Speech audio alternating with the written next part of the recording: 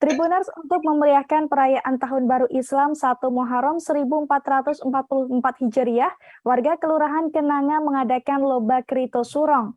Lomba ini diikuti oleh peserta secara berpasangan, di mana mereka berperan sebagai penumpang dan pendorong Tribuners. Para peserta ini harus melewati rute yang telah dibuat panitia dengan sejumlah rintangan. Dan bagaimana kemeriahan lomba di sana akan disampaikan oleh rekan Edwardi dari Bangka Pos. Silakan rekan Edwardi.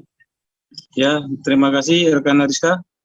Memang benar lomba Krito Surong ini merupakan warisan budaya tak benda dari Kabupaten Bangka, di mana Krito Surong ini dahulunya merupakan alat transportasi yang digunakan oleh masyarakat zaman dulu untuk membawa barang-barang dari rumah ke kebun seperti junjung sahang, lada, hasil panen kebun.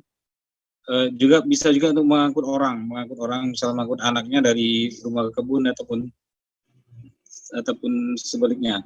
Jadi memang Krito Surong ini kalau sekarang sudah hampir punah karena dibuat dari kayu, dari bahan kayu, baik rangka atau tubuh kereta maupun roda kereta juga semuanya dari kayu.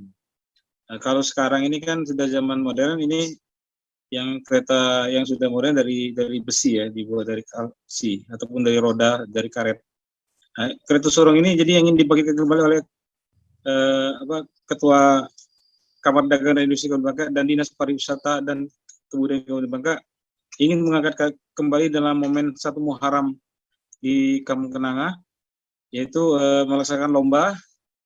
Lomba ini ada 2 kategori untuk anak-anak dan dewasa, di mana panitia juga menyediakan hadiah dari juara 1, 2, 3 dan harapan 1, harapan 2, juga ada juga hadiah terheboh karena lomba ini termasuk heboh karena selama lomba berlangsung juga dihibur dengan alunan musik dambus yang merupakan seni tradisional, seni musik tradisional, juga lagu dari khas Pulau Bangka.